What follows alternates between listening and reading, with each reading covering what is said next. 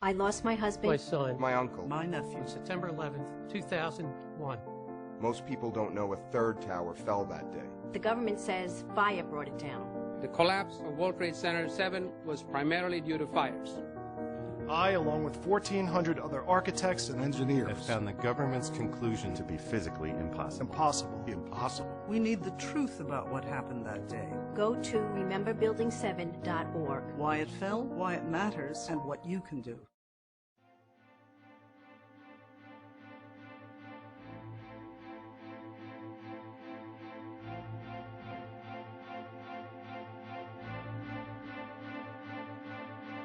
Our perception of what happened on September 11th is very different from the general public's perception, I'd say, for the most part. There are people in the public that know more, there's different levels of what people know and have spent the time to uncover, but it's a very convoluted story, so it takes a lot of effort to really understand what happened on September 11th and post-September 11th. I believe that the public is still uninformed about most of the issues that are surrounding 9/11. I think that they still believe in the myth that there was nothing that we could do about it, that we were caught unaware, and that today we would be better prepared. I still don't think to this day, 4 years later, that I have come to terms with how September 11th happened, why it happened, and who actually perpetrated the crimes of that day. I think the truth sometimes can be frightening. And unfortunately, what we've been through is so devastating that searching for the truth and finding out exactly what happened is not frightening. I just don't think the public at all knows. They want to believe that our country does the right thing, and I just don't think people want to go there. And that's why they don't have the information, because they don't want it.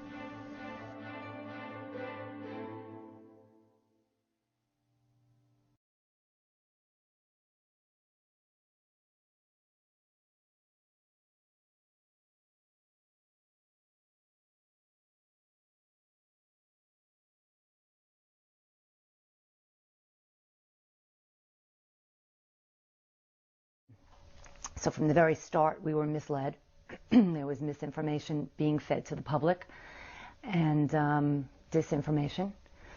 And a lot of those things didn't really ever get cleared up in the minds of the public. The first things that you hear a lot of times remain in your mind, and it's hard to undo those very first impressions that were given to the public by the government, by the administration about 9/11. And since then, that remains true. We do not know the whole story about what happened on September 11th at all. The government has one, theory about how things went, and then there are so many others. And if you just laid the facts bare as to who was where, when they heard what, there's so many conflicts that, to date, I don't think that I have received the truth from any one source. One of the things that discouraged me and upset me a great deal early on in the early days post 9/11, I wouldn't say early days because we were on the floor, but in the early months, as I started to come out of my fog and started asking some questions which I thought were valid, I was surprised that no one else was asking the questions, including the media, most especially the media. I really, truly believe there are people in the media that want the truth. But the problem is, and again, you'll get sound bites in the Washington Post, USA Today. But I don't think there's a newspaper around that's going to allow a reporter to take the ball and run with it. And I truly believe there's a lot of people that want these answers. But the thing is, a guy just can't spend the next 6 months and not collect a paycheck. So if the paper's not going to give him that paycheck, he's not going to get the information. And that's the problem.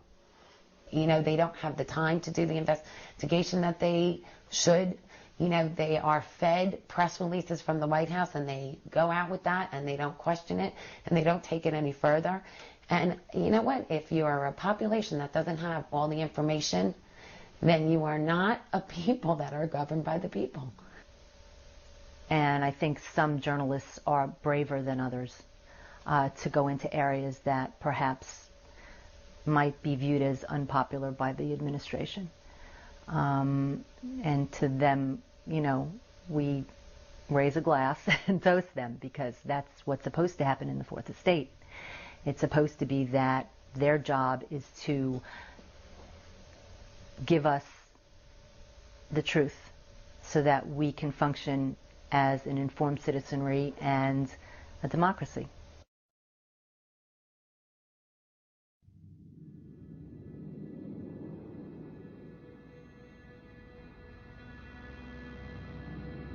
When we started questioning what actually happened on that day, what should have happened on that day based on information we had gleaned from reports and even earlier mainstream articles on how other incidents were handled with regard to counterterrorism, we found all these other protocols and procedures about what happens when a plane goes off its course wildly, as we know happened on September 11th. Senator Dayton. Thank you, Madam Chairman. Mr. Chairman, Mr. Co-Chairman, I want to say again to you that we are all indebted to you and to the other 8 members of your commission and your staff. It is a profoundly disturbing report because it chronicles in excruciating detail the terrible attack against our homeland, and because of the utter failure to defend them by their federal government, by their leaders and the institutions that were entrusted to do so. And this was not an occasional human error or failure. This was nothing but human error and failure to follow established procedures and to use common sense. If a plane goes off course, it's a danger to the other planes that are in the sky. So there are protocols in place that if there's no radio, they can't contact the plane for a certain amount of time, or the plane goes terribly off course, that we will send up a military jet to intercept it so as to bring that plane back on course. What we needed were Air Force intercepts sent to investigate why the planes were off course, why their transponders had been turned off. We didn't need a shoot down at that moment. We needed to know who was in that plane, why was it off course, and then follow a series of protocols and procedures from there. So when we looked at the timeline for September 11th, and there was no intercepts on September 11th, we could never understand how that could not have happened, and why, if it didn't, you wouldn't go back to those people and say, what went wrong here? According to your report, The first of the 4 airliner hijackings occurred on September 11th at 8:14 a.m. Eastern Time. At 10:03 a.m., almost 2 hours later, an hour and 49 minutes to be exact, the 4th and last plane crashed before reaching its intended target. During those entire 109 minutes, to my reading of your report, this country and its citizens were completely undefended. We started to hear that they knew that Flight 11, the first flight that hit my husband's building, American Airlines Flight 11, was a known hijacking somewhere around 8:20 in the morning. For 30 minutes before it hit the World Trade Center, controllers in Boston and New York had been tracking and listening to the first hijacked plane, American Flight 11. At 8:37 and 52 seconds, Boston Center reached NEADS. This was the first notification received by the military at any level that American 11 had been hijacked. We have a problem here. We have a hijacked aircraft headed towards New York, and we need you guys we need someone to scramble some F-16s or something up there to help us out. Is this real world or exercise? No, this is not an exercise, not a test. There were 2 F-16s from the 177th Fighter Wing in Atlantic City, Air National Guard unit, doing bomb sorties over the Pinelands of New Jersey, 8 minutes away from Manhattan. And they admit in the report today that they contacted Atlantic City, but they said they were basically inactive. So you had 2 F-16s 8 minutes away that could have stopped, potentially thwarted AA-11, not to mention the second flight. So what about that? These were planes were not thought to be errant. They were known to be hijacked quite early on. Mike Blake is an air traffic controller at the Boston Center. American 11 had stated on the frequency that we have more planes. In fact, controllers knew a second plane, United 175, was right behind the first one and notified top officials. You know, when you started looking at how could that plane be flying around the skies as a hijacking and then hit a building, and then have a second plane hit a second building at 9:03, and then have the Pentagon, which is supposed to be our country's defense, get hit at 9:40 or 9:38 with a third plane, and then have the final plane go down in Pennsylvania at 10:03 or 10:06. Victoria, let's talk a moment about American Flight 77, evading detection for some 36 minutes. Is there any rational explanation for that? You need to understand at the time, and I was in the middle of this, at the time there were literally thousands of airplanes in the skies over the United States. And many, many parts of the federal government, including the FAA and NORAD and others, were focused on trying to get those planes on the ground. There were lots of false signals out there. There were false hijack squawks, and a great part of the challenge was sorting through what was a legitimate threat and what wasn't. Is that defensible, Peter? Indefensible. There's the greatest failure of defense in American history.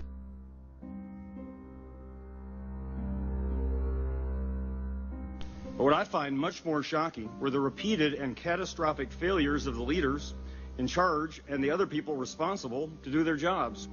And then they failed to tell us the truth later. It doesn't matter whether they were Republicans, Democrats, or neither. It matters what they did or did not do.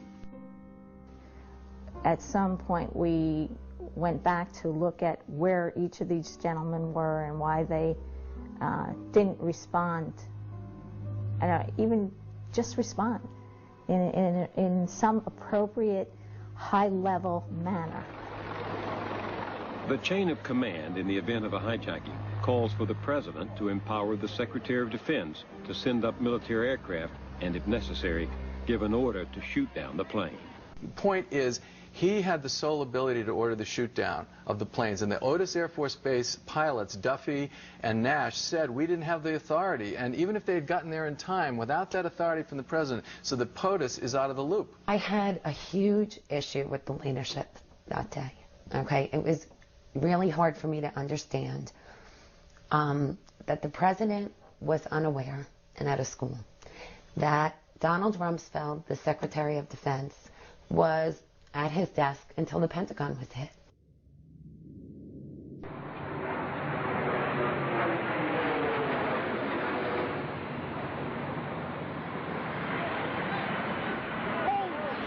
The Secret Service has an arrangement with the FAA. They had open lines after the World Trade Center. Tracking it by radar. Supposedly at 8:46, the FAA set up a phone bridge with the Secret Service, with NORAD. Well, if the FAA opened a phone link after the first tower was hit, they would have known that it wasn't a little plane. Then it wasn't an accident.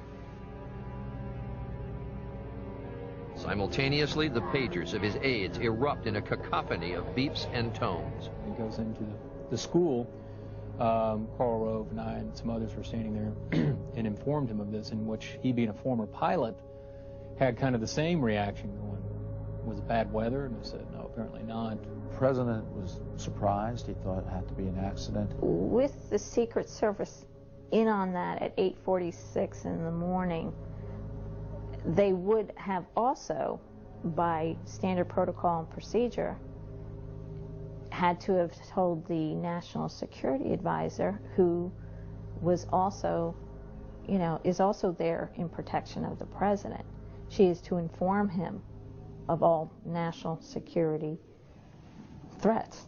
The President ducks into an empty classroom and calls National Security Advisor Condoleezza Rice back in Washington. He said, it sounds like a terrible accident, keep me informed. It, again, seems impossible that she was not aware of the terrorist attacks, the fact that these were hijacked planes. These were not errant planes or pilot error. At that same moment, 3 blocks from the White House at the St. Regis Hotel, 2 old friends meet for breakfast at a window table. George Tenet is the Director of Central Intelligence, His companion this morning is David Boren, the former chairman of the Senate Intelligence Committee. And out of the corner of my eye, I could see several people converging on our table. And I remember one of them said to George Tenet, Mr. Director, the World Trade Tower has just been attacked by an airplane. I was struck by the fact he used the word attacked.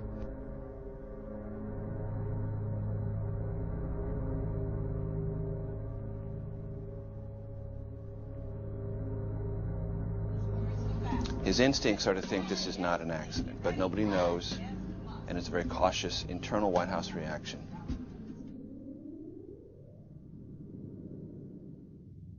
Well, first of all, if he knew that the first tower was hit and then still went into the classroom and sat there, that's outrageous. At 8:46, they would have known that something serious was going on and should have responded immediately. At the second tower, where my husband was hit at 9:02. That is plenty of time to send out a warning and get the people out. And that is plenty of time to send up an intercept. And why that was not done, if they were all on this phone bridge and everybody knew what was going on, is beyond me. Why Bush continued to go to the classroom and put the kids at risk is beyond me.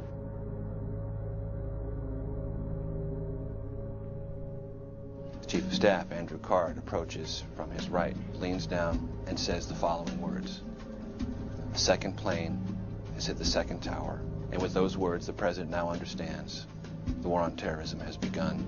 The country was clearly under attack. I mean, I was petrified. The commander-in-chief, let's put a commander, as soon as he heard 906, the nation's under attack, we know that there were Marines and Secret Service people going, are we ready to go? He's in Sarasota, Florida.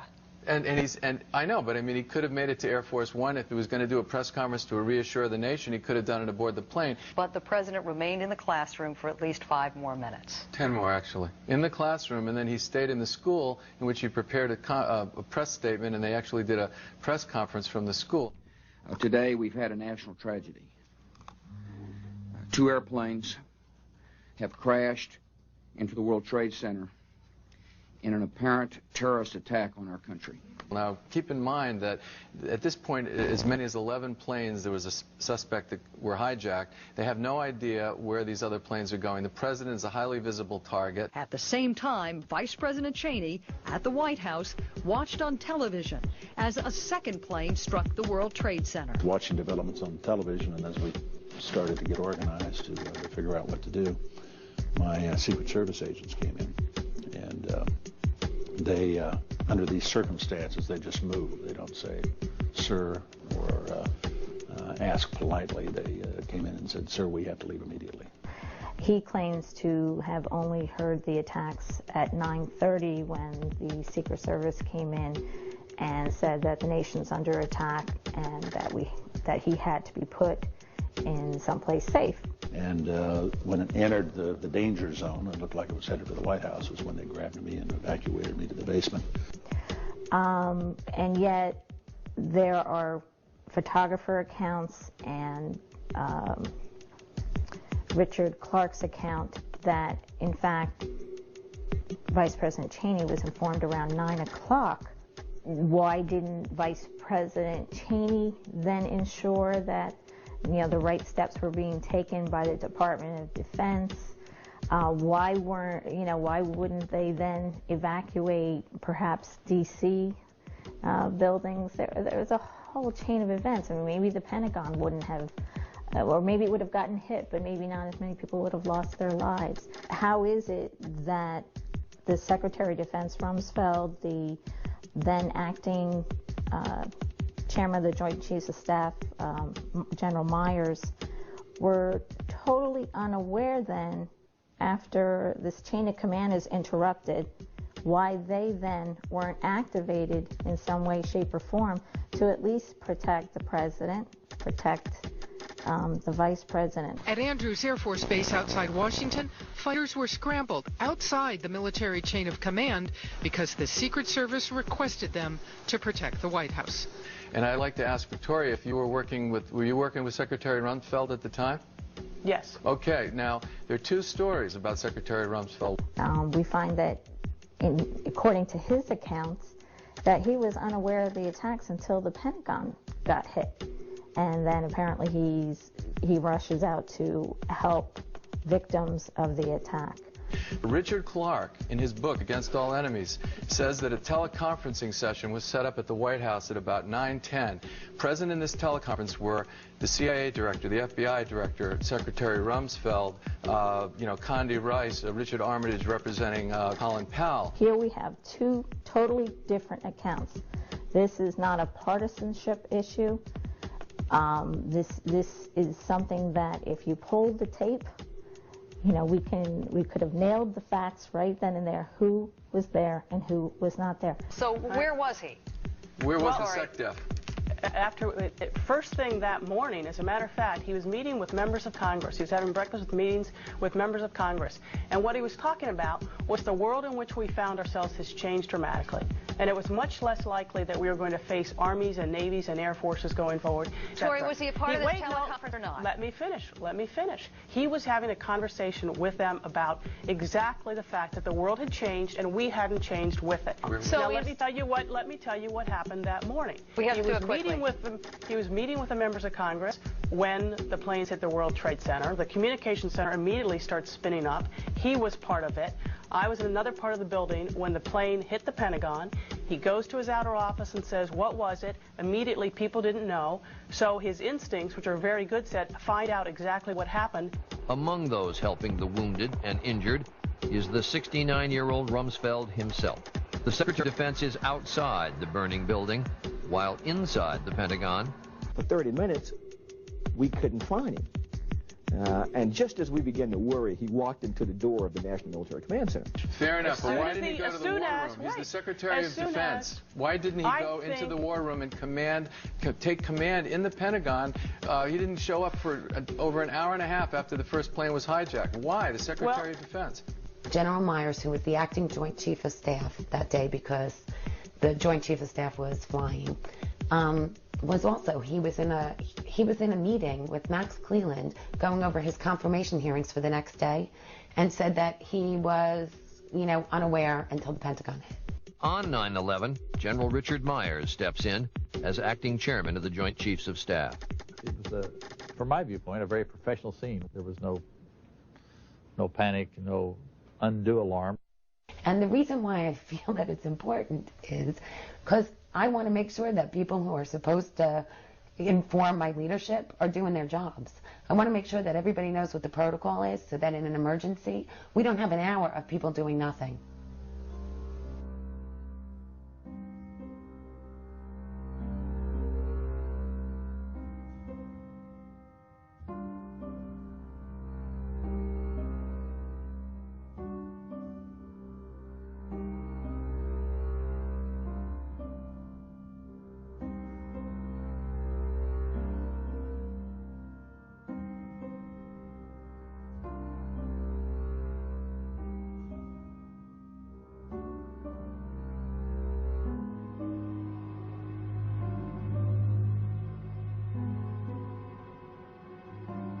Late today, Pentagon sources told CBS's Bob Orr that contrary to early reports, U.S. Air Force jets did get into the air on Tuesday while the attacks were underway. Bob, what can you tell us about that? Well, Dan, we do now know tonight as the terrorist attack was unfolding on Tuesday, the U.S. military scrambled fighter jets in a desperate attempt to intervene. At 8:44, two F-15s received a scramble order at Otis Air Force Base on Cape Cod. But 2 minutes later, at 8:46, American Airlines Flight 11, the first hijacked jet, slammed into the World Trade Center.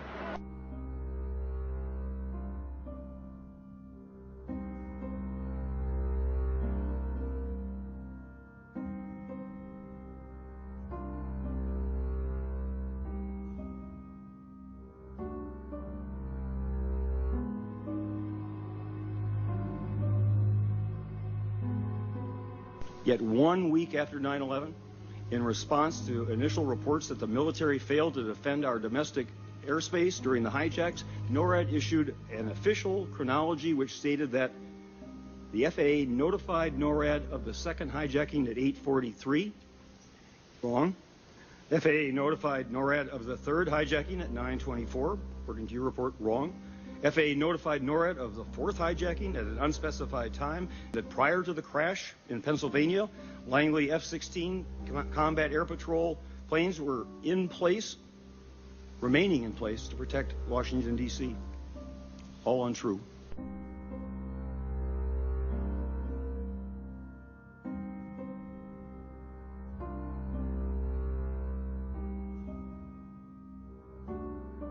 In public testimony before your 9/11 Commission in May of 2003, NORAD officials stated, I assume under oath, that at 9:16 they had received the hijack notification of United Flight 93 from the FAA. That hijacking did not occur until 9:28. There was a routine cockpit transmission recovered at 9:27. And in that testimony before you, NORAD officials stated also that at 9:24 they received notice of the hijacking of the third plane, American Flight 77. Also untrue according to your report.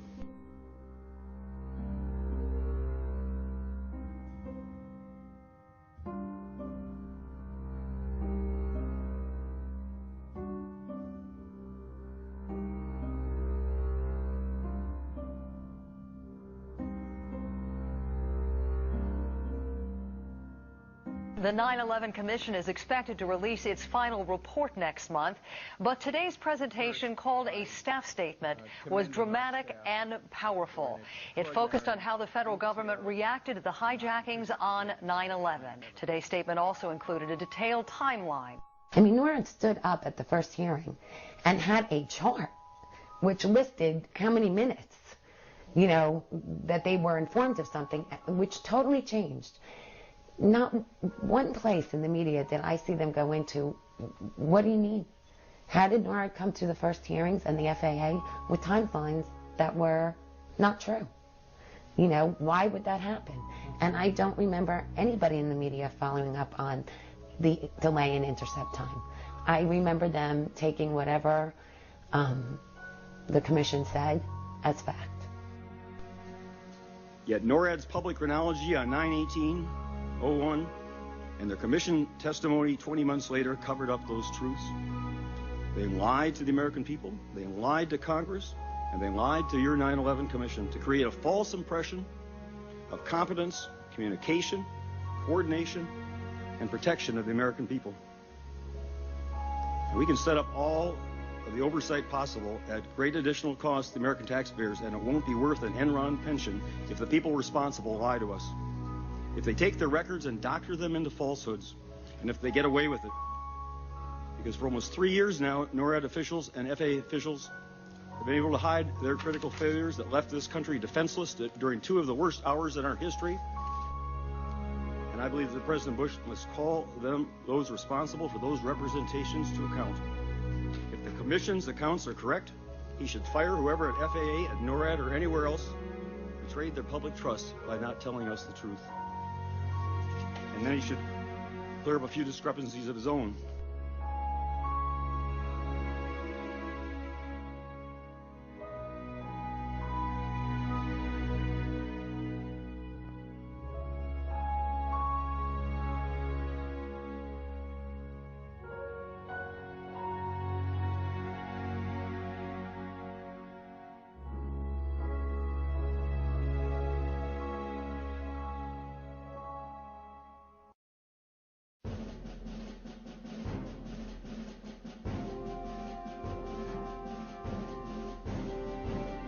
We were told that the FBI and the CIA were pretty much clueless about what was coming down the pike on September 11th, but on the day of September 11th, they knew it was bin Laden right away. They knew that there were 19 hijackers right away. They knew that it was Al-Qaeda right away. I don't know how they so quickly, after being so incredibly clueless, were able to just, find all these dots and connect them. Today, the FBI is releasing photographs of 19 individuals believed to be the hijackers aboard the 4 airliners that crashed on September 11th. These are the faces of those who carried out the 4 attacks. And over the past week, the FBI have been trying to piece together how they lived, where, and with whom. My first question was, I think immediately, where did they get the pictures of the hijackers that day, the following day after 9/11? I said, that's fishy. Within 48 hours of the attack, you have the FBI being able to name, photograph the 19 hijackers and know exactly who performed, these atrocious attacks on the United States of America. If the FBI works that quickly, I commend them, and I think that's wonderful. However, if you were able to get those 19 pictures up so rapidly, what the hell were you doing on September 10th? They had to be somewhere in your database. They had to cause concern somewhere if you got them that quickly. So where the hell were you in the weeks leading up to? So we went to Director Mueller and we asked them, we had maybe 3 meetings. Kristen, Lori, and as Peaceful Tomorrow's people, 2 of us went down there just on our initiative. Beverly was there. So there was approximately 10 people there. And like most meetings that we had, they tended to get contentious because what you'd have is the agency heads saying they either had no answer, they didn't know, that was a rumor, every excuse but an answer. And he spent most of the time talking about what they have done with their computers since. More or less saying, well, it was a tremendous computer failure. As far as the Pent Bomb investigation, it was, they explained to us what the origin of the word Pent Bomb, I think, is investigation, and Pent is Pentagon, and the Twin Towers is the 2 T's in the Pent Bomb. That took up some of the time. So we had to sit and listen to that song and dance for about, I'd say, a good solid hour. And then we started asking them questions. I remember hearing reports of the hijackers that were listed on the FBI 19 were showing up, in places alive.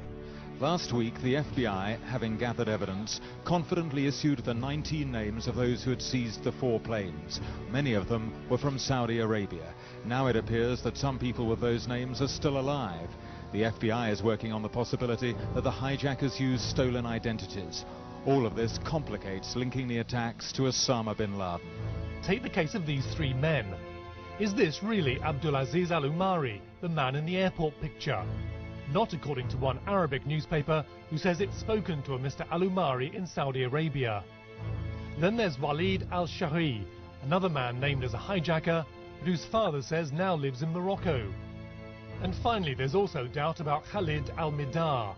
Officials are thought to be looking at the possibility the name may have been an alias. We asked Director Mueller, what's going on here? We hear that some of these people are actually, not who they were supposed to be. We're using aliases, we're using false identities. How can you continue to say that they were on the plane and that they're dead? Aren't you looking into what, who really was responsible here?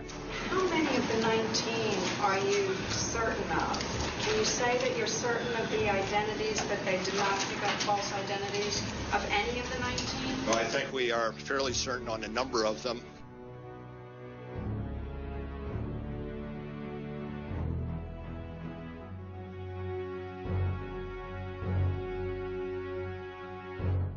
If they were good questions, a lot of times we were told it had to do with national security. They couldn't tell us. So if it had to do with, it had to do with the Moussaoui trial. So they couldn't address the questions. And to get the standard polito-speak from everyone at these meetings was frustrating. And inevitably, someone would start banging the table. Someone would raise their voice. And I truly lost my temper. I just said, what is this crap that you're talking about? And we brought up the put options. Federal officials have begun a major investigation into whether someone or many people benefited financially from the evil done to the country last Tuesday. Not long before the attacks occurred, there were some financial transactions in the stock market that may indicate knowledge of the attack before it began. The week prior to 9/11, there were puts on the airlines. And it wasn't just all the airlines, it was on American and United, which meant you were betting that those airlines' stock prices would go down. The trades are called puts, and they involved at least 450,000 shares of American. But what raised the red flag is more than 80% of the orders were puts, far outnumbering call options, those betting the stock would rise. Sources say they've never seen that kind of imbalance before. After the terrorist attacks, American Airlines stock price obviously did fall. According to our sources, that translated into well over $5 million total profit for the person or persons who bet the stock would fall. One example, United Airlines. The Thursday before the attack, more than 2,000 contracts betting that the stock would go down were purchased. 90 times more in one day than in 3 weeks. When the markets reopened, United stock dropped.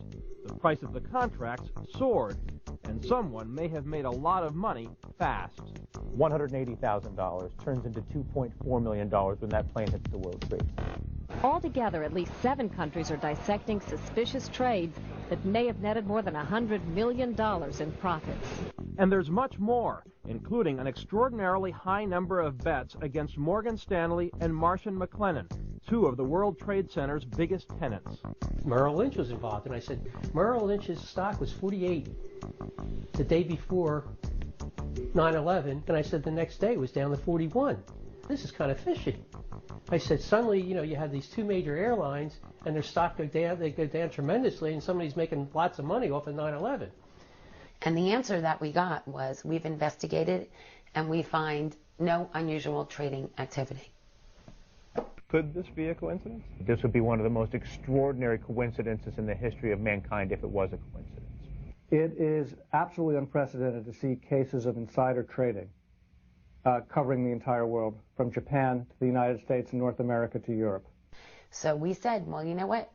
What would make me feel better is tell the story. Can you follow up on that? Can you tell us, can you be more specific? Can you pull up the trades? Can you, show us what really happened? Who did those trades? Based on what research did they have that just those 2 airlines?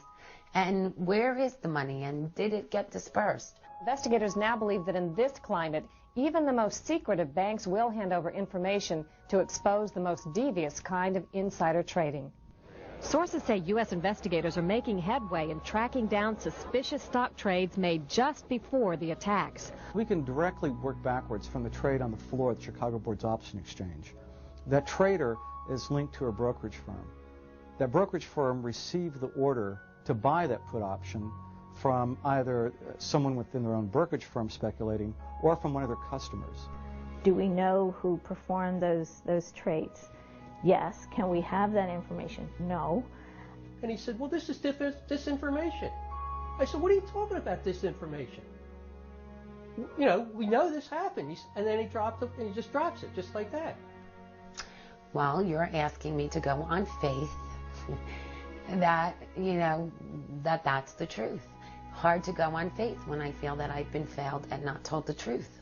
They weren't really forthcoming and truthful with us. And you'd leave there as frustrated as you left every other meeting. And, this was meeting after meeting, it didn't matter with who.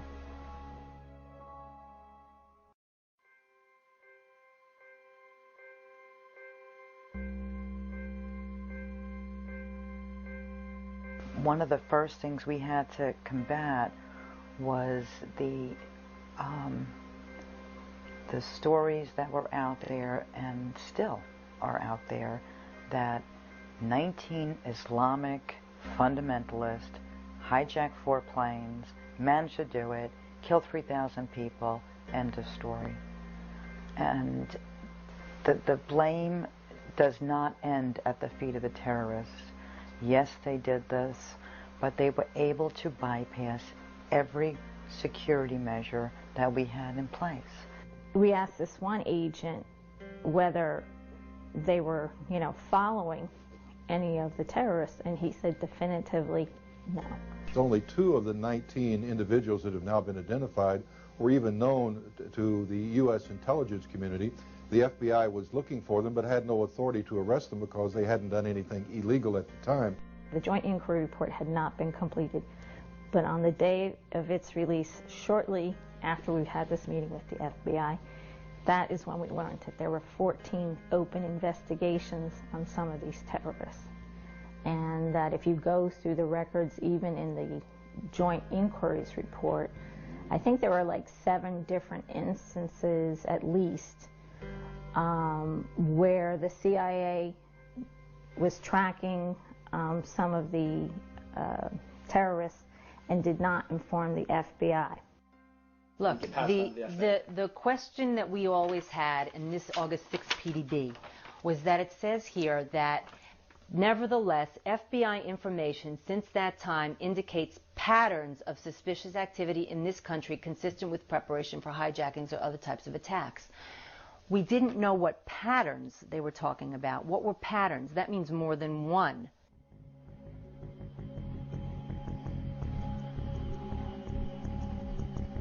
It's pretty stunning when you learn that the CIA did indeed know about 2 of the hijackers more than a year and a half before the event, knew that that one of them was in the country and the other one had a multiple entry visa to enter the country. In Washington, the CIA and FBI had joined forces and established a special bin Laden room at CIA headquarters. The CIA was also tracking bin Laden associates, who they believed had set up cells or operating units around the world. They learned that suspected terrorists will travel to Malaysia in early January 2000. Khalid al-Mihdhar and Nawaf al-Hazmi. I mean, these were 2 hijackers that went to Malaysia for an al-Qaeda summit in January 2000. The CIA learned about this meeting. It arranged for it to be under surveillance by the Malaysian Special Branch. It had photographs of the suspected al-Qaeda operatives gathering and meeting. Malaysian intelligence catches the men on camera and sends the surveillance to CIA headquarters. The spies identify Khalid al-Mihdhar and learn that Nawaf al-Hazmi is traveling with him. It subsequently learned within days that 2 of them, al-Mihdhar and al-Hazmi, were headed for the United States. One, in fact, had entered, and the other had a multiple entry visa, al-Mihdhar. The CIA obtains a photocopy of Mihdhar's Saudi passport and discovers he has a U.S. visa. It was considered interesting. The head of the agency's counterterrorism team will tell the commission. The story gets even more incredible. Number one, it doesn't alert any other government agencies to the presence of these 2 hijackers in the United States. It doesn't tell the FBI, which is responsible for tracking terrorists in the United States. Not only were al-Mihdhar and al-Hazmi at the meeting in Kuala Lumpur in January of 2000, in March of 2000, officials now confirm another nation told the CIA that al-Hazmi had flown from the Malaysian meeting to Los Angeles, California. My question is, do you know why the FBI was not notified of the fact that an al-Qaeda operative now was known in March of the year 2000 to have entered the United States? Why did the CIA not specifically notify the FBI? Sir, if we weren't aware of it, when it came into headquarters, we couldn't have notified them. Nobody read that cable in the March time frame. Nobody read it. To me, the most eyebrow-raising detail I didn't learn until the Justice Department Inspector General's report came out just a few months ago. A FBI detailee who knew about this at the Counterterrorism Center at the CIA actually had drafted a cable to alert the FBI, his colleagues at the FBI, to the presence of, or the possible presence of, Khalid al-Mihdhar, suspected al-Qaeda operative, having entered the United States, and that cable was squashed by superiors at the CIA. They did not pass it along. In October 2000 came the attack on the USS Cole in Yemen. Then in January 2001, officials now say, the FBI identified a 3rd man who attended that meeting in Kuala Lumpur, Tawfiq Atash Khalid, as a suspect in the Cole bombing. At that point, the CIA could have put al-Midhar and al-Hazmi and all others who attended the meeting in Malaysia on a watch list to be kept out of the U.S. It was not done. On July 4th, al-Midhar was able to re-enter the U.S. from a trip outside the country. You know, these hijackers played a critical role. They intersected with almost all the other members of the plot, and the CIA never passed along the information. They never did anything that would have allowed U.S. law enforcement or other agencies to take the next step. That was a pretty stunning intelligence lapse, probably one of the biggest intelligence lapses of our time.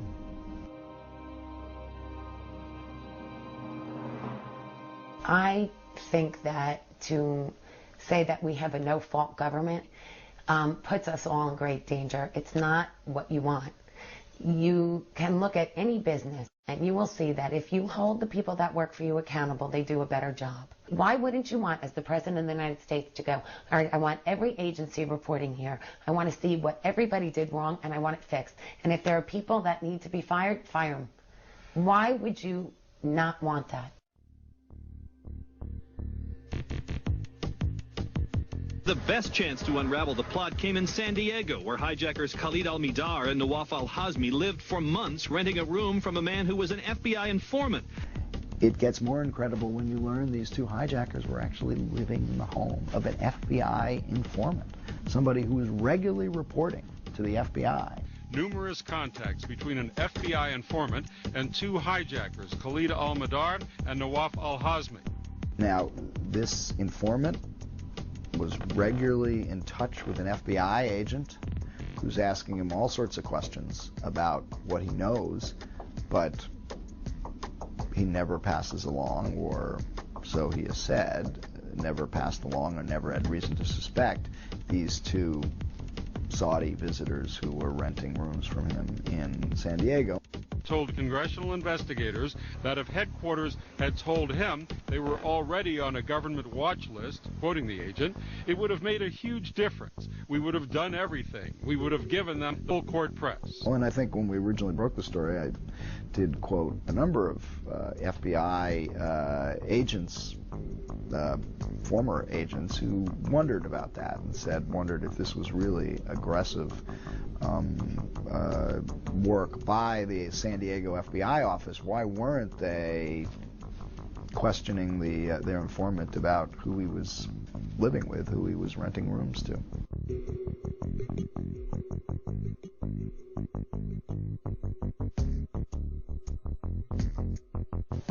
You know, we always said that if you were at the FAA on the day of September 11th and somehow didn't do your job properly, perhaps you shouldn't be doing that job. You know, perhaps somebody who had a level head, you know, who could operate under severe circumstances like that would be better suited for the job. It was over a year before 9/11. A Pakistani-British man told the FBI an incredible tale, that he'd been trained by followers of Osama bin Laden to hijack airplanes, and he confessed he was now in America to carry out an attack. You show up, you say you've been trained by Al-Qaeda to hijack an airplane, and they let you go. Yes. So when 9/11 happened, what went through your mind? Maybe same plan, maybe same training. NBC News has learned Khan passed not one, but two polygraphs. A former FBI official says Newark agents believed him, but word came from headquarters, quote, return him to London and forget about it.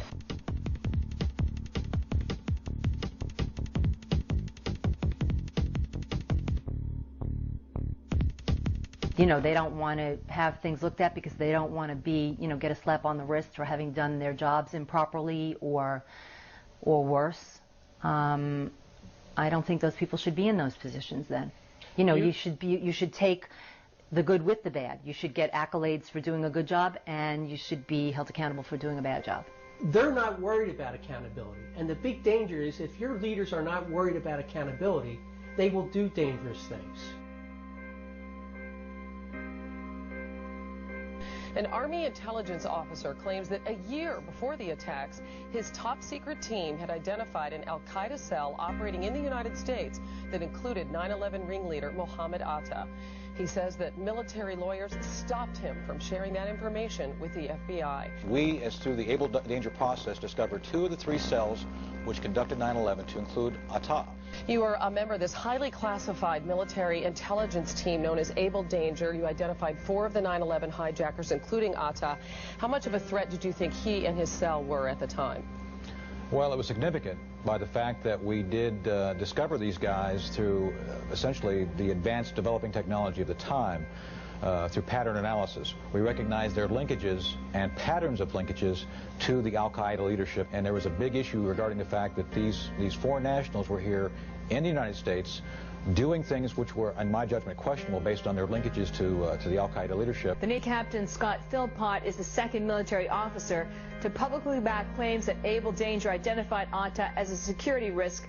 That's someone who had ties to known terrorists. This is now 2 different soldiers, 2 different military people from different branches of the military, one Navy guy, one Army guy, confirming this story that's been out there, that the Able Danger had identified Atta.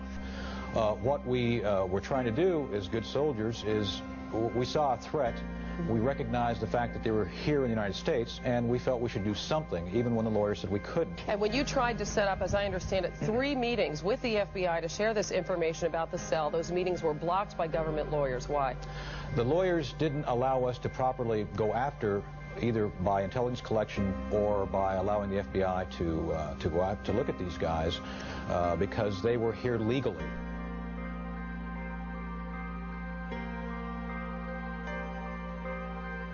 The 19 hijackers will clear U.S. Customs a total of 33 times. At least 6 will violate immigration laws while living in the United States. And Mohammed Atta, who commanded the operation, is allowed to re-enter the country even though he'd overstayed his previous visa.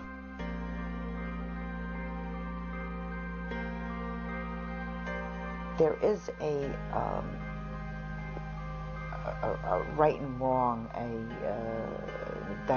that's supposed to be going on in our society, and that is when you have a crime, someone pays. When there's a failure, there's accountability. When something goes wrong, you fix it. And none of that has happened.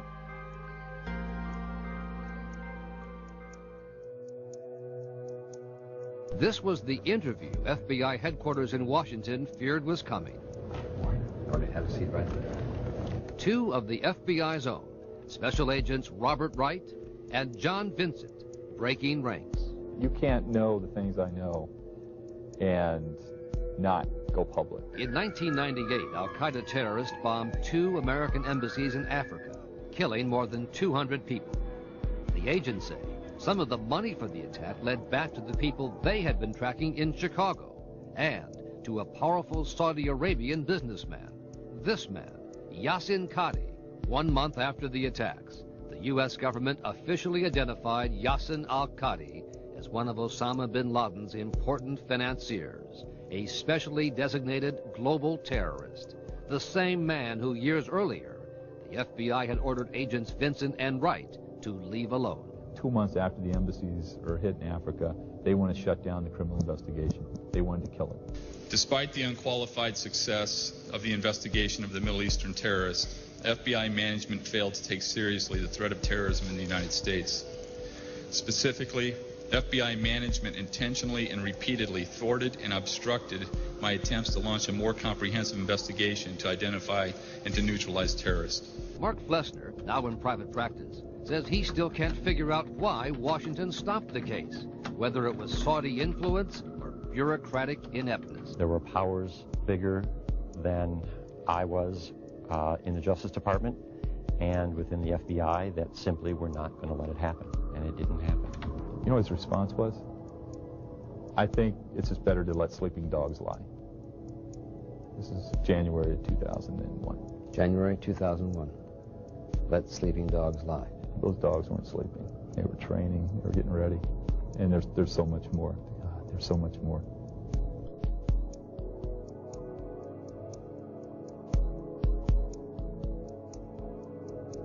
You know, this is all bullshit about this how to protect the United States. We could have protected the United States in 9/11, and we didn't.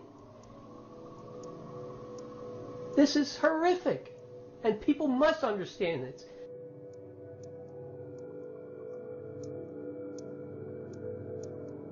But we've learned that US agents were told to back off from investigating the bin Laden family and the Saudi royals. This document is marked secret. Case ID 199I WF 213589. WF indicates Washington Field Office special agents were investigating ABL because of its relationship with the World Assembly of Muslim Youth, WAMI, a suspected terrorist organization. ABL is Abdullah bin Laden, president and treasurer of WAMI. On this unremarkable street, at 3411 Silver Maple Place, we located the former home of Abdullah and another brother, Omar, also an FBI suspect. It's conveniently close to WAMI. The World Assembly of Muslim Youth is in this building, in a little room in the basement at 5613 Leesburg Pike. And here, just a couple blocks down the road at 5913 Leesburg, is where 4 of the hijackers that attacked New York and Washington are listed as having lived.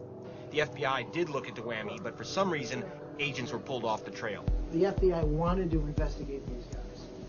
This is not something that they didn't want to do. They wanted to. They weren't permitted to. Yeah. The secret file fell into the hands of national security expert Joe Trento. I received a telephone call from a high-placed member of a U.S. intelligence agency.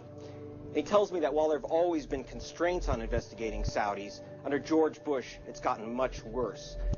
After the elections, the agencies were told to back off investigating the bin Ladens and Saudi royals, and that angered agents.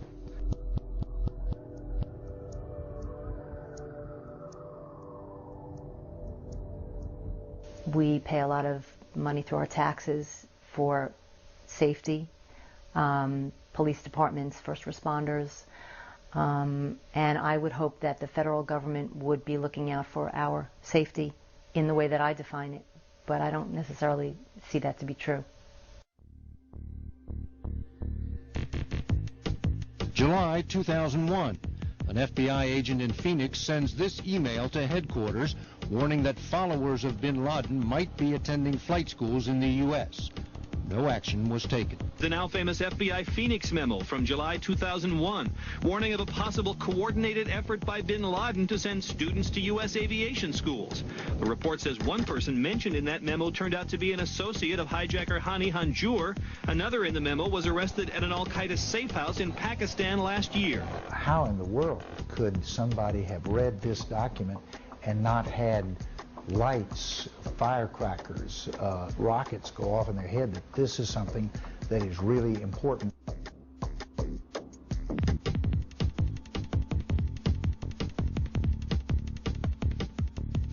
I mean, it's not just about, you know, holding them accountable so that you could fire somebody. How do I know that today?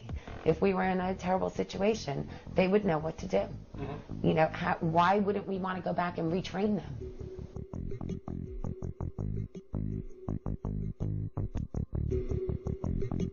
Then in August 2001, Zacharias Moussaoui, later accused of being the 20th hijacker, is arrested after behaving strangely at a flight school in Minnesota. A Moroccan who was training at this Minnesota flight center has been arrested, having aroused suspicions after telling instructors he only wanted to learn how to steer a plane, not how to land or take off. Somebody showing up at a 747, a professional flight school, and saying, I just want to learn how to fly horizontal is absurd in the extreme. Minneapolis agent Colleen Raleigh accusing FBI headquarters of hampering efforts to get a search warrant for the computer of Zacharias Moussaoui, the so-called 20th hijacker. An FBI agent jots down a chilling note. The agent mentioned the possibility of Moussaoui being that type of person that could fly something into the World Trade Center.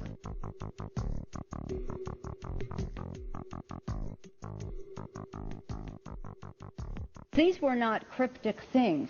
These were a couple of things that should have been more apparent to the intelligence agencies. These were leads that were not adequately pursued. As far as I'm concerned, 9/11 didn't happen in a bubble. It happened over a long time with people not making the right choices and not making the right decisions, allowing certain things to be ignored, closing a blind eye to other things in the course of doing business and keeping constituents and foreign nationals happy. Anyone that allowed decisions to be made that would ultimately harm the citizens of this country should be held to account.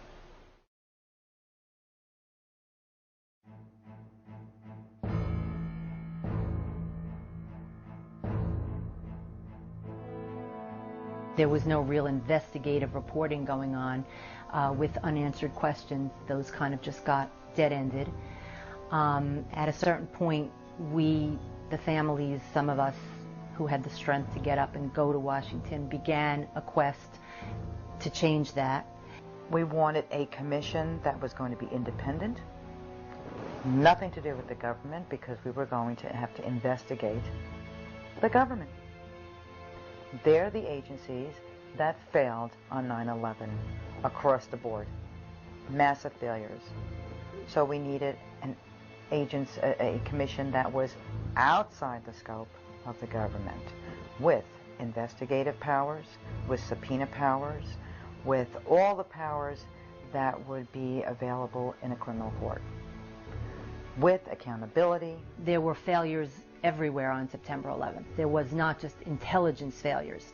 There were failures of the FAA, of NORAD, the military, failures of, you just name it, across the board, wherever you wanted to look in the government, there were failures. They might need to be pushed, because no one wants to admit failures. We know our government. They don't like to tell you, admit to mistakes. But with a little bit pushing, we felt that officials would come forward, tell their stories about what happened, where they were, and let's fix these problems. We don't ever want this to happen again. And I mean, what is wrong with that? Nothing. We basically started with all the questions. The other family members, like Monica had stuff regarding fire safety and evacuation procedures in the buildings, those kinds of things. But the four of us basically had the bulk of questions with which we were able to actually, we produced 4 huge binders of information and backup for our questions, and we carried them around Washington, D.C. We were fortunate that we found a core group of very bright, strong people willing to do what was necessary to get some answers. And there were 12 of us, and again, from all different political leanings. Tap dance, acrobatics, we had to go to Washington a lot. We had to make phone calls, we had to figure out how to speak to the press, we had to, we had to do a lot to get this investigation. We went door to door in Congress and the Senate and got told, don't worry about it, they're going to do their own hearings. You know what, the agencies will investigate themselves, they'll have their own internal reports. It's absolutely amazing what you can do when you really have a mission and you have a drive that pushes you. You don't have to worry about what you say, because what you say comes from the heart. What you say is true. So, what's to be nervous about? Making an ass of yourself? Who cares? Nothing's worse than what we've been through. They could come up with a question that would, I think they were hoping to off-put us on an investigation, and that we could come back with, information to back up our point, and then they would be left there sitting at a table with us and not know what to say next to us. The silence was deafening. If you don't know the answers to why they failed here, there, and everywhere, and we have all this information to prove that, what are you going to say in your defense that could thwart an investigation? Any commission you set up is immediately going to have to go into button-down mode. Most of what we need to talk about here should not be talked about in open hearings. There were attempts on the part of the administration to stop this investigation from happening. They did not want this investigation to happen. Why? I don't understand it. I do not understand how President Bush didn't say, I was in office for 8 months. I don't know what these agencies were doing. I don't know why we fell down on the job. Let me see everything. I will never understand that. The United States military was defeated by 19 hijackers, 4 of our own airplanes, $400,000. Why wouldn't the president have turned around and said, heads should roll? What happened here? If he had done everything in his power, if there was nothing to hide, he should have been able to, be our biggest advocate.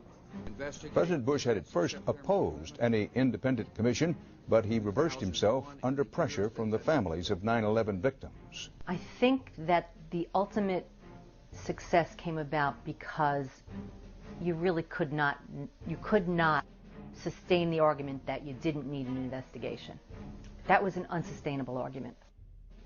I will never understand why it took us a year to fight for something that only makes good sense. You fail, you want to find out what you did wrong, and you want to fix it.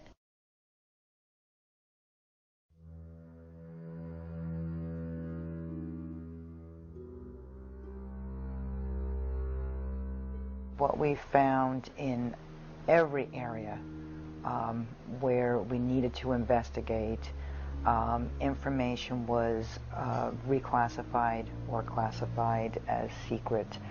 Terry? It does seem that across the board on proving that these charitable organizations, non-governmental organizations, banks have links to terror, on proving that bin Laden is behind these acts, on what plans the administration has post whatever movement we make in Afghanistan, the answer is always, that's classified, trust us. Does that really serve the democracy well if all this information on which the government is basing its actions is classified?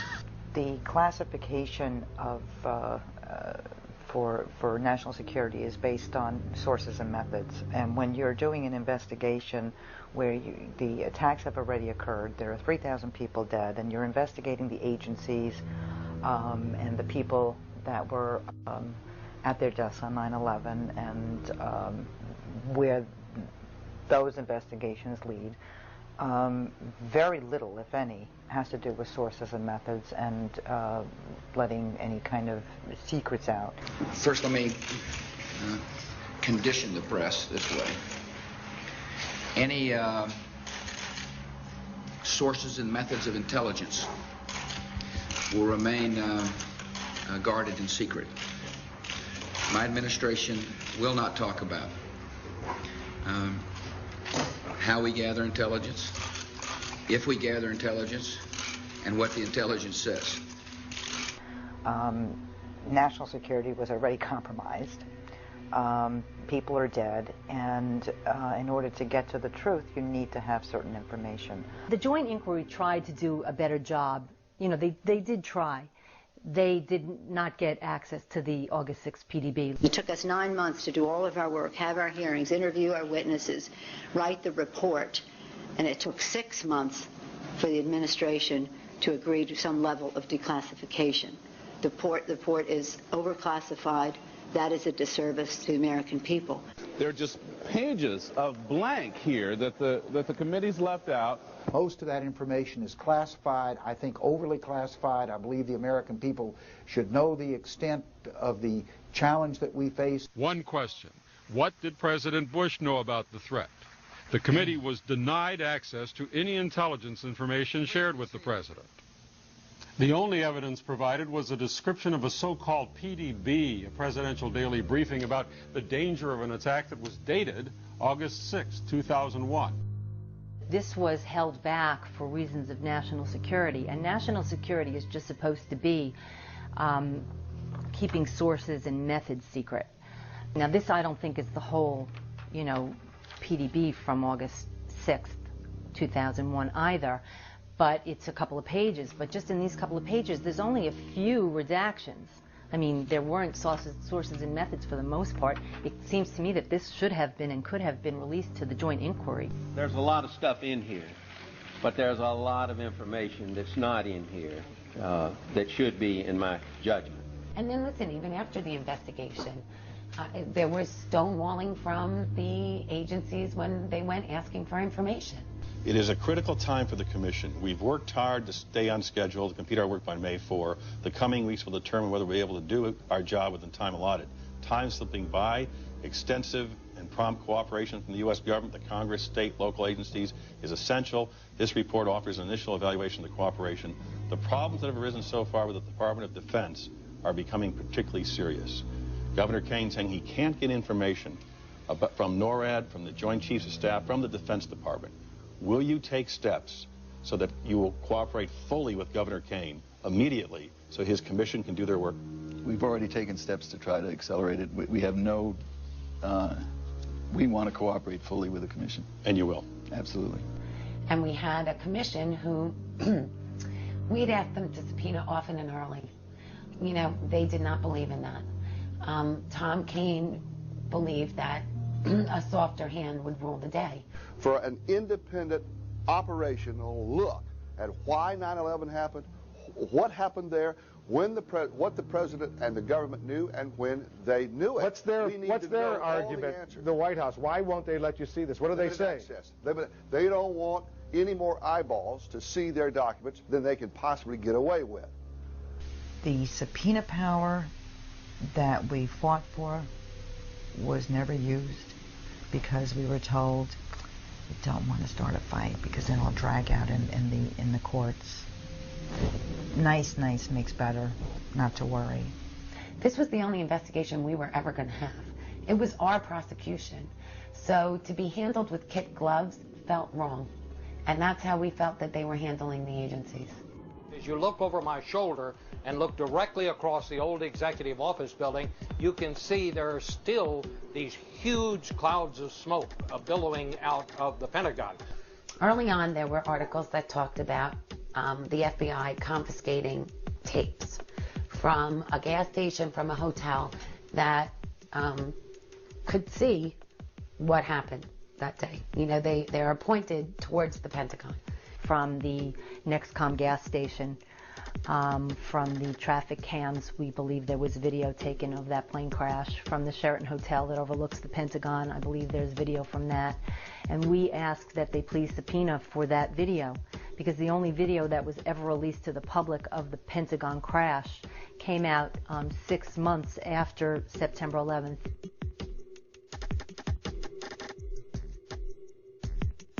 So we asked them to please look into that and subpoena this evidence for us, because this is our only investigation and we feel that all the evidence should be subpoenaed. Now, every time we would ask them about those tapes, you had 3 people rolling their eyes and saying, oh, here's Miss Conspiracy. She doesn't think a plane went into the building.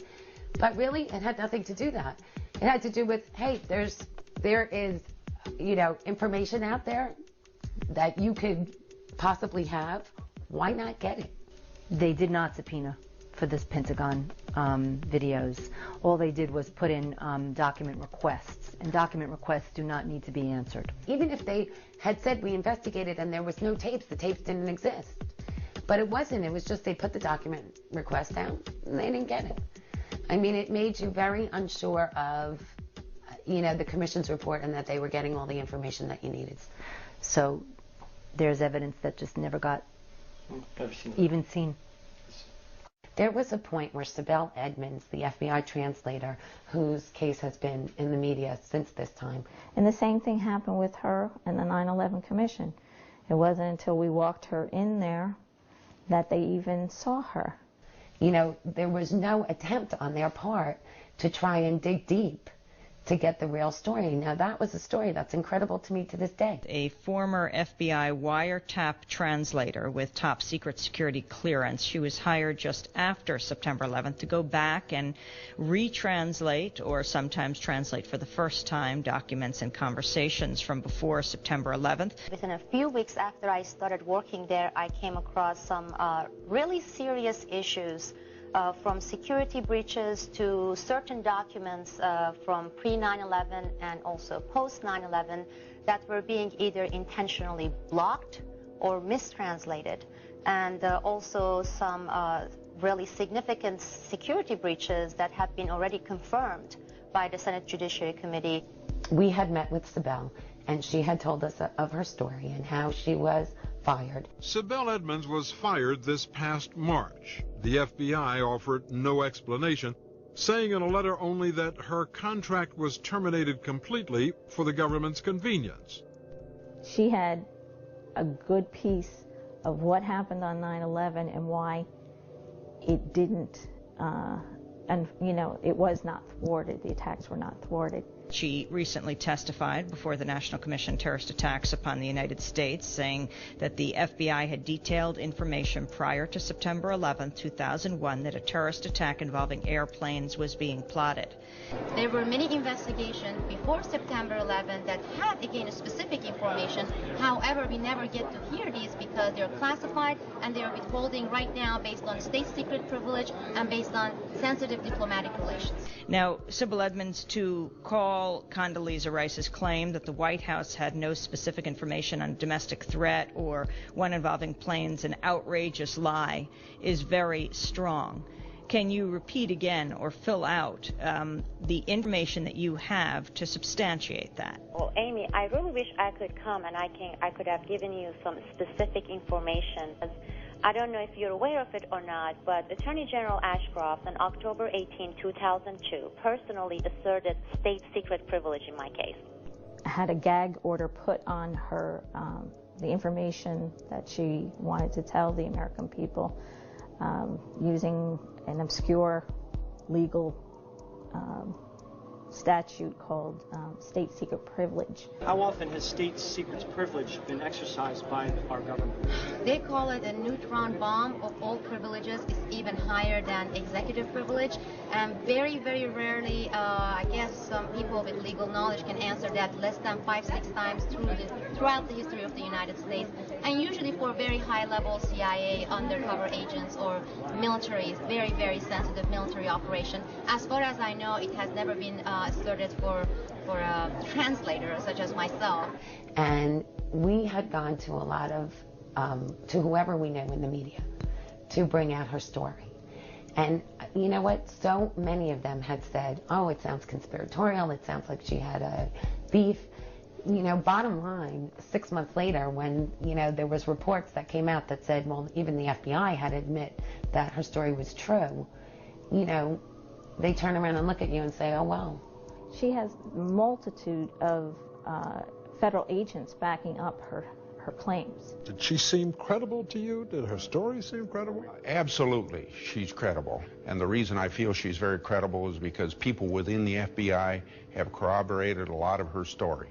And there's so much that the public just simply doesn't know about what went wrong, what we had, and my last hope right now is this commission.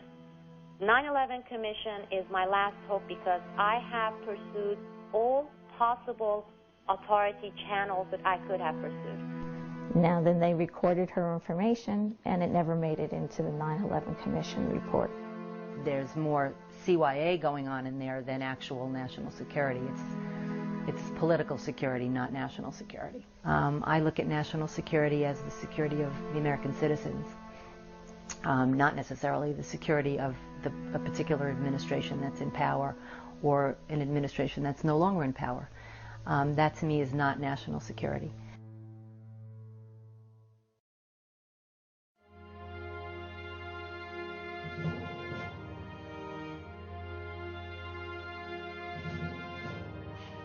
President Bush was regularly told by the Director of Central Intelligence that there was an urgent threat. On one occasion, he was told this dozens of times in the morning briefings that George Tenet gave him. I do know he was thereafter continually informed about the threat by George Tenet. You have thousands of pieces of information, car bombs and this method and that method, and you have to depend to a certain degree on the intelligence agencies to sort, to tell you what is actually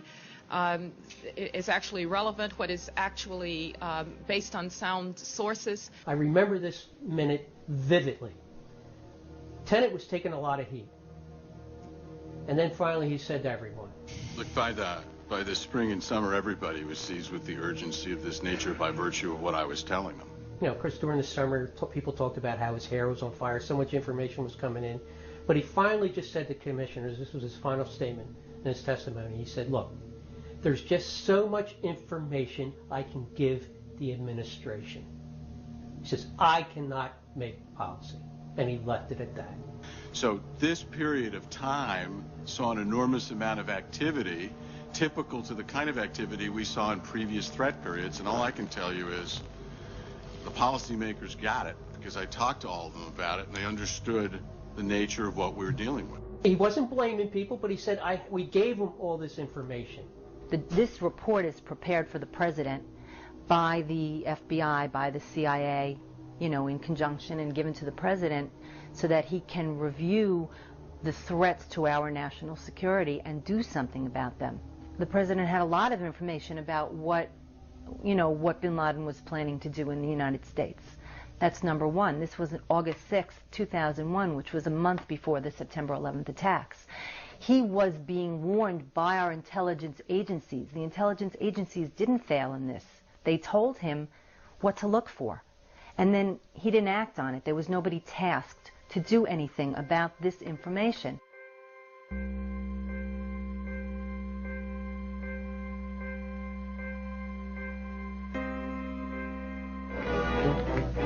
Christmas 1999. The world prepares for the coming of a new millennium. The counterterrorism warriors fear the enemy will use the occasion as a symbolic moment to inflict Armageddon on the infidels. What had happened was that on December 14th, 1999, an Algerian man coming across the U.S.-Canadian border near Seattle was caught with 100 pounds of explosives and timing devices and confessed to a plot to bomb the Los Angeles airport. The CIA was instructed to go out to all their sources overseas and pump them again, just squeeze until, you know, the pits popped out of their sources for any information. The Federal Bureau of Investigation was instructed to activate all its wiretaps domestically that were related to terrorism investigations. From a plan to blow up the Los Angeles airport, another trail led from Boston to a planned attack in Jordan. There were other conspirators in Seattle, Brooklyn, and Manhattan. Arrests were made that had they not been uncovered, the plot had not been uncovered and those arrests made, we could have had horrific tragedies around the millennium.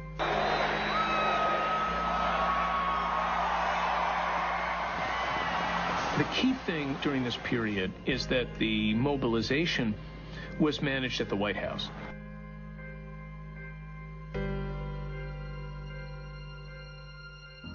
The 9/11 report in Chapter 8 says that in the summer of 2001, the government ignored repeated warnings by the CIA, and didn't do anything to harden our border security, didn't do anything to harden airport security, didn't do anything to engage local law enforcement, didn't do anything to round up INS and consular offices and say we have to shut this down, and didn't warn the American people. If the damn administration would have said, hey, let's start doing something. Let's start being diligent at the entrance of the airport. We have all these warnings. Commissioner Tim Romer asked Giuliani if he had gotten this information from the federal government. There's information in here that says New York is a target. Why wasn't Giuliani given this information? That should have been a huge story. The famous presidential daily briefing on August 6th, we say in the report that the briefing officers believed that there was a considerable sense of urgency and it was current. So there's a case that could be made that wasn't made. Just the mere fact that you had an intelligence community with its hair on fire, so much so that you had FAA warnings, so much so that you had a July 5th meeting with Condoleezza Rice, Richard Clark, and all the heads of the FAA and the intelligence community. Why would you have not done anything? Why would you have tasked nobody to do anything to strengthen any of our protocols at any port, at any place, they did nothing. But what we've continued to hear from this administration is that the threat was much too diffuse. There was no way you could zero in on the fact that Al-Qaeda was going to use jets as bombs and ram them into buildings. That is a straw man. We knew that they were people who might try a hijacking, but again, that terrorism and hijacking might be associated is not rocket science. Well, what I really never understood about the argument of that, we never suspected that planes could be used as weapons is, did we not have any protocol for just a regular emergency? Why were we looking at this as important to the fact that they eventually use the planes as missiles? What happens if it was a regular hijacking? Why didn't we follow those protocols? All of this reporting about hijacking was about traditional hijacking. You take a plane, people were worried they might blow one up, but they were mostly worried that they might try to take a plane and use it for release of the blind sheikh or some of their own people. Every time that they prefaced a question with, well, we didn't know planes could be used as missiles, they were throwing you off course by saying, well, we didn't have a particular protocol for that. But there were protocols already out there for emergencies that we did not follow. As Bob Curry said on Paul Zahn show on November 8th, go to Chapter 8. All the information was there. George Bush, the administration, did nothing.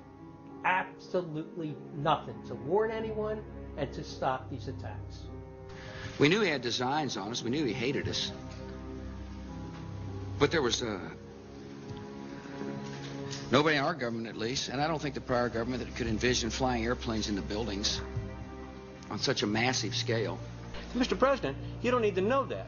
This is an Islamic jihadist movement that's been organized since the early 1990s, but declared war in the United States twice, in 96 and 98. You knew they were in the United States. You were warned by the CIA. You knew in July they were inside the United States. You were told again by briefing officers in August that it was a dire threat. And what did you do? Nothing, so far as we can see in the 9/11 Commission. Now, that's in the report. I am very upset about Condoleezza Rice because her job was National Security Advisor.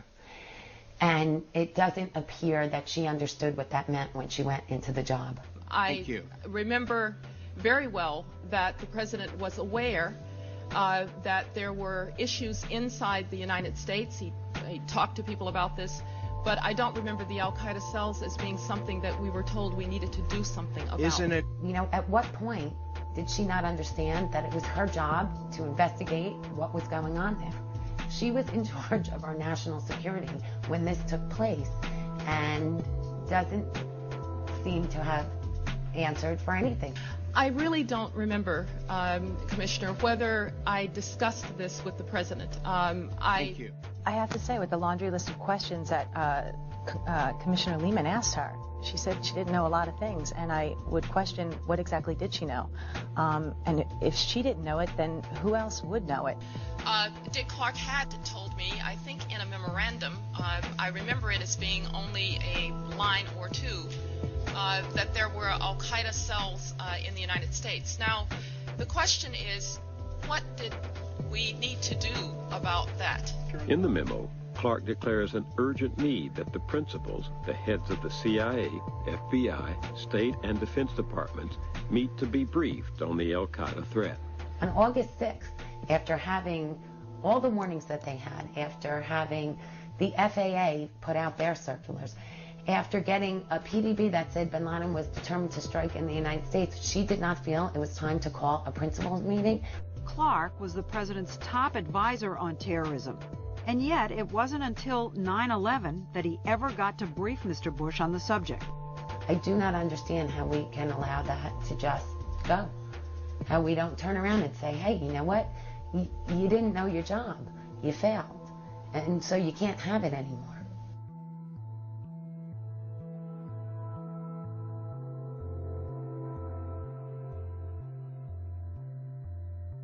Now she got a better job.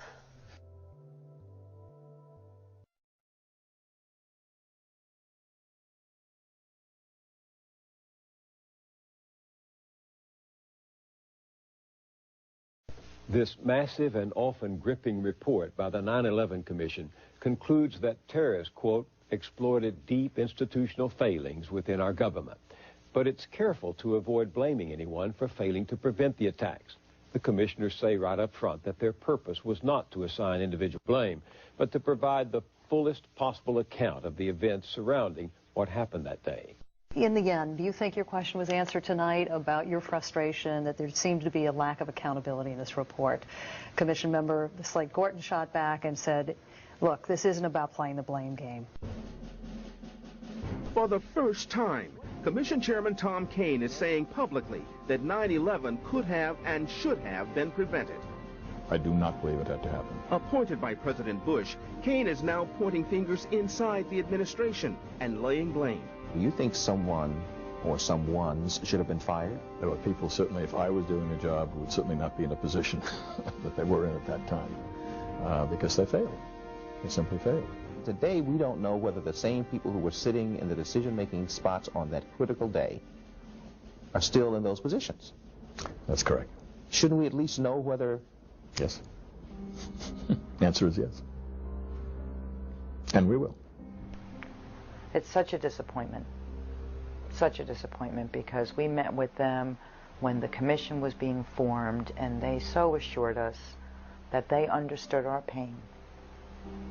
And they knew that they had to fix the problem, and they knew that the future safety of the citizens of this country was at stake, and trust them, they were going to do the best job possible. With 9/11 happening and 3,000 people dying, there should be accountability there. You can't just say nothing happens as a result of 3,000 people dying and mistakes being made at the CIA and the FBI. The American people deserve that accountability, and it also means that they'll trust the government more if we are accountable and we hold people accountable and we ask the tough questions and we follow the facts wherever they lead. The commission's report said everybody is at fault, so no one is at fault. That fixes nothing. And the risk there is that when it happens next time, and they turn around and they say to you, well, everybody was at fault, nobody was at fault. How many times can they get away with saying that? That's what I really want to know. Among the things that the commission cites is, quote, the failure of imagination as the most important reason that the U.S. was unprepared for 9/11. 9/11 was a failure of imagination? That's outrageous. 9/11 was a failure of people to do their job. Reading it, your first impression could be that the attacks were indeed inevitable and could not have been prevented. But in effect, this is to blame everybody in sight, and at the same time, no one. Read the report more closely, and you're forced to ask, did the system fail, or the people who take an oath to make it work? That's what the book was about. They put all these facts on the table, right? Not all the facts, not most of the facts, but they did put, so it's up to the people to interpret them. But they never came out and said that. Well, how many people do you think read the 9/11 book in its entirety and then did research on it? Not many people. And we took an oath not to talk about during the campaign, I think correctly so, to increase the capacity of that commission's report to be heard by the People's Congress. The commissioners made a decision collectively, apparently, to keep silent about any issues that they disagreed about, and to keep silent about any areas of accountability prior to the election. On World News Tonight, John Kerry concedes. President Bush must now finish the war he began. Don't expect big changes in strategy. Well, the 9/11 report says in Chapter 8. Now, it's beyond the campaign, so the promise I had to keep this out of the campaign is over. The problem with it is that you're not telling the truth. You're not allowing people to see the whole truth. And when you have a commissioner such as Bob Kerry go on, go on a television program after the election and say that he feels that the administration had responsibility and some accountability for the failures that took place on 9/11, it's too late. It's too late to have that affect any change. And then doesn't that make him complicit in a system that is failing us?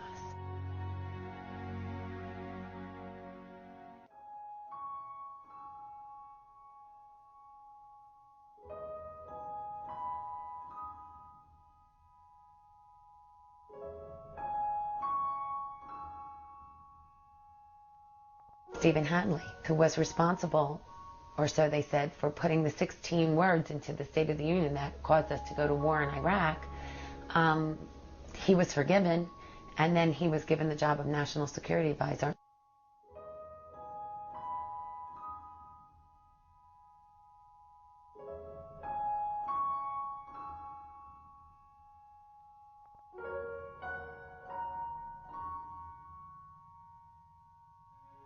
I don't know, what does that say? You know, what question does that bring to your mind when people who have failed are given promotions?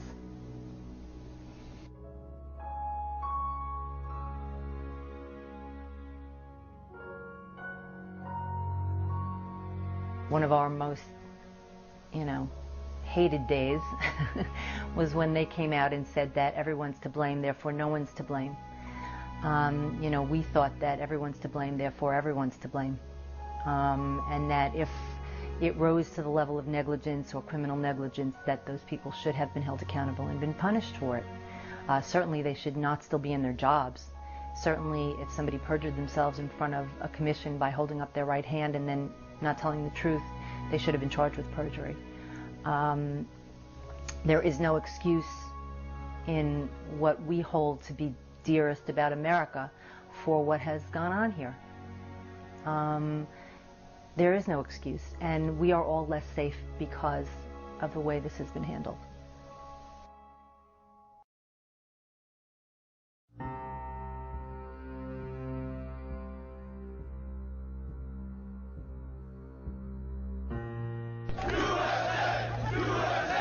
I can hear you, the rest of the world hears you, and the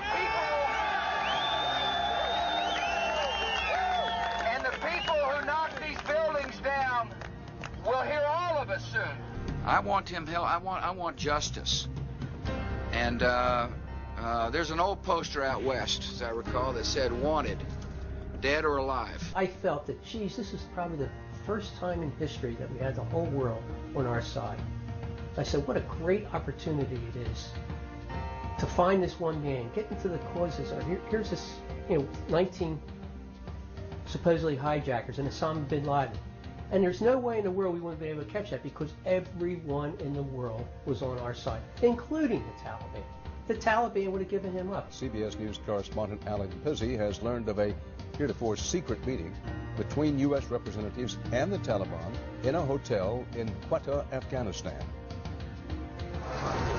4 days after the attacks, 5 Americans checked into this hotel in one of the most potentially dangerous cities in Pakistan. Hotel records show they were booked in as U.S. Embassy employees. CBS has covered their names to protect their identities, but at least one was a military officer. The following day, 2 Afghanis checked in as Afghan Embassy employees. Taliban sources say one of them was a Taliban military commander. CBS News has met with an Afghan-American businessman who described himself as a middleman and says he attended a meeting on September 16th between the U.S. and Taliban officials in the hotel in Quetta. I was very encouraged by the United States official. Mohabbat said the Americans presented 3 demands: hand over Osama bin Laden, extradite foreigners in bin Laden's organization wanted in their home countries, and shut down bin Laden's bases and camps.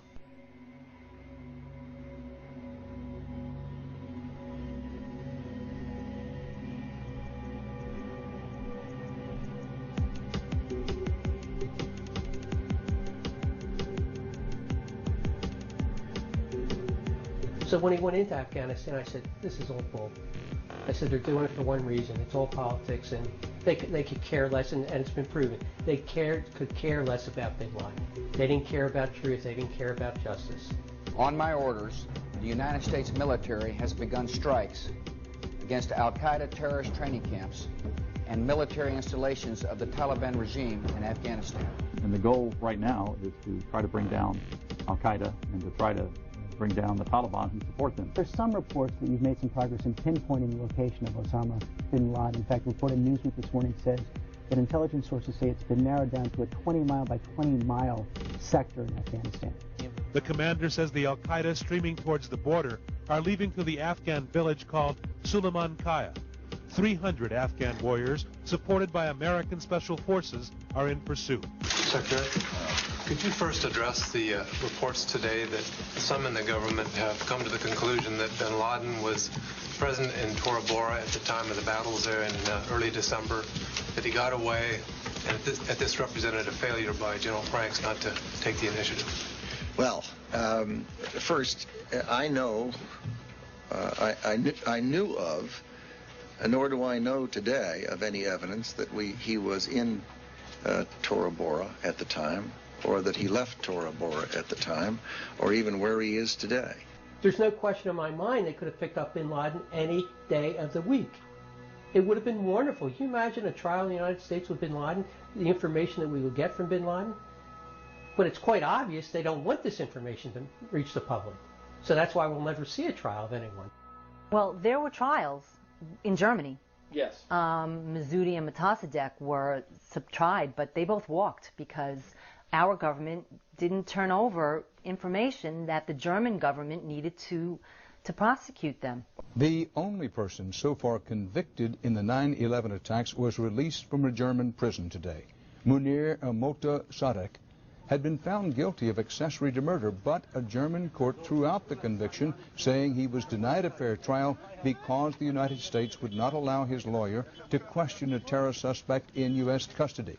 So not only have we not brought anyone to trial here in connection with any kind of terrorism, whether related to 9/11 or anything else, or accomplices to the plotters, we have actually not cooperated with foreign countries who have brought people to trial. It's ridiculous. I mean, I don't really understand it at all. You know, I don't understand why they didn't cooperate with the German government. I don't understand how our national security could be compromised by cooperating in a trial where you're trying to try a terrorist who's threatening our national security. It's a conundrum. I mean, they have you going around in circles with their reasoning. All the polls show that people are ready to fight this thing through. I think it'll become difficult after assuming we get Osama bin Laden. Once you get Osama bin Laden, either he's captured or more likely he's killed, then I think there'll be much less willingness on the part of the public to take casualties for more broader, perhaps more amorphous goals. Our objective is more than bin Laden. You know, again, I don't know where he is. I repeat what I said. I truly am not that concerned about him. I am deeply concerned about Iraq. And so should the American people be concerned about Iraq. And so should people who love freedom be concerned about Iraq. President Bush is launching a new campaign to win support for a new war against Iran. The war on terror, you can't distinguish between Al-Qaeda and Saddam when you talk about the war on terror. This is a man who, in my judgment, would like to use Al-Qaeda as a forward army. Secretly and without fingerprints, he could provide one of his hidden weapons to terrorists or help them develop their own. My fellow citizens, at this hour, American and coalition forces are in the early stages of military operations to disarm Iraq, to free its people, and to defend the world from grave danger. Gosh, I don't think I ever said I'm not worried about Osama bin Laden. It's kind of one of those exaggerations. The Iraq War, you know, you look at WMDs and whether or not they existed, tying the Iraq War to 9/11. We know 9/11 had nothing to, you know, Iraq had nothing to do with September 11th. Do we have any evidence linking Saddam Hussein or Iraqis to this operation? No.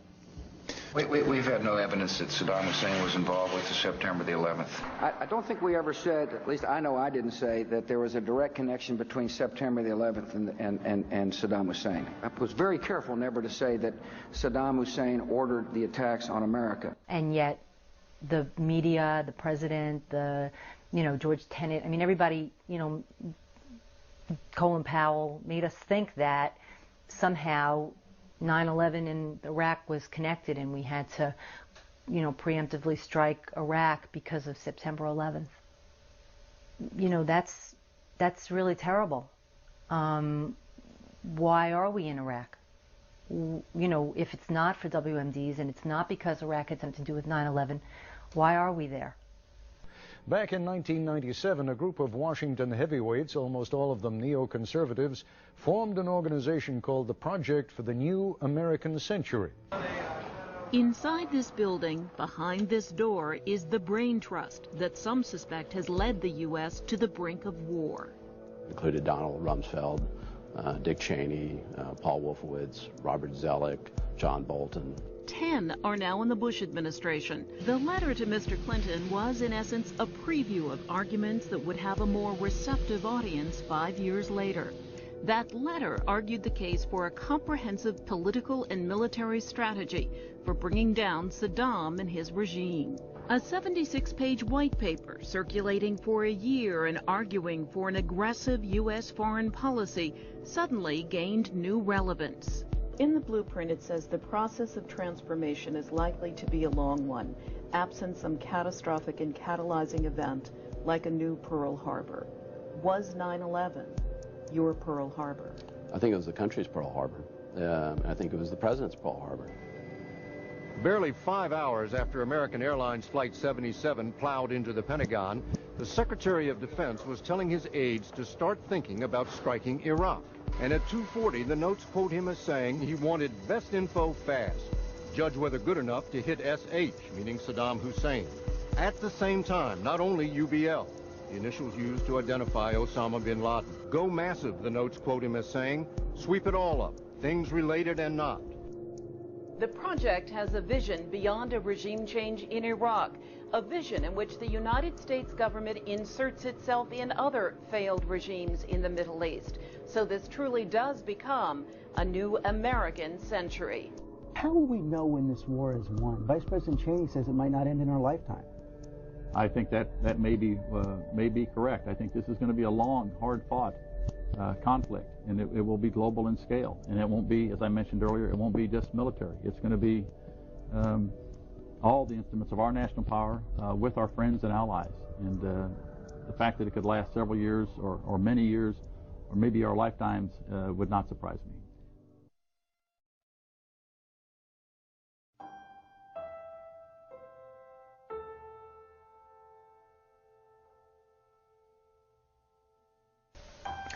You know, I've really come to hate that word closure.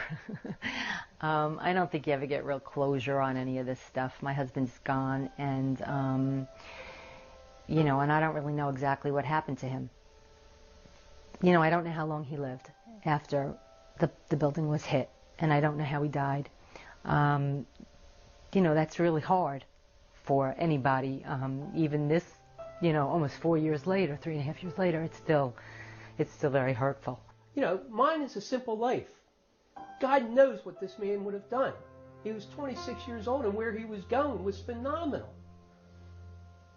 And I want the world to know what they lost. And you know, there's a lot of great people that were lost in this. You know, I feel that on September 11th, I lost my husband, but I also lost my country. I mean, you know, that's how it feels to me. And there was, you know, it was two separate issues, and you had to grieve for each of them separately. I don't like what I have learned in the last few years. And, you know, it's something that I'm sure that many people were aware of, you know, and it took a tragedy, unfortunately, for me to get my head out of the sand. We don't always do things for the right reasons. We do not make sure that the public has the truth. Our representatives don't always represent. Almost 4 years post 9/11, rather than feeling more comfortable with where we are, I am actually more frightened. The changes that have occurred in these last 4 years in the name of my murdered husband, in the name of the war on terror, in the name of spreading democracy around the world, has gone unchecked by our media. We are lied to by our government. We are pushed into wars on false evidence. Innocent kids are dying every day. I fear where we'll be in a short time, because it only took us a short time to get here. Raising children in America right now, with all these wars going on, is scary.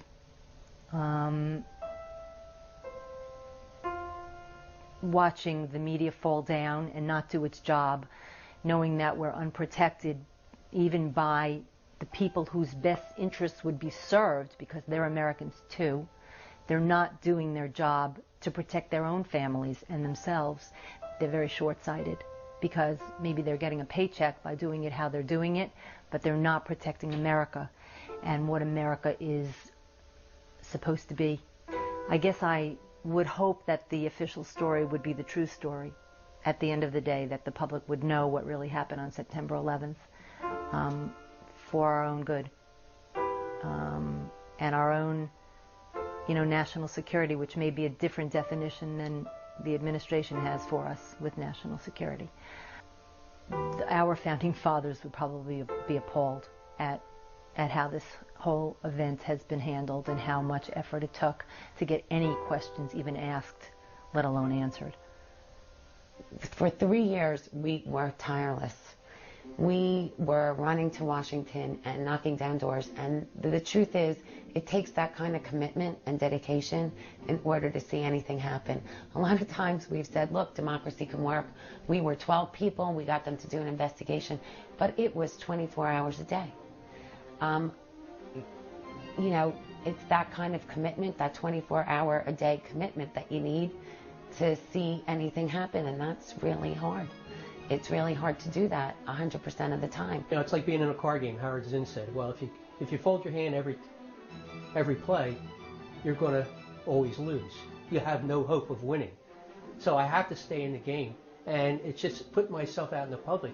I love going to high schools, talking to high school kids, and I will tell them what's happening to this world, what the danger is and what happened before 9/11. So you just have to, it's like that seed. You have to plant the seed. You have to believe that your word means something.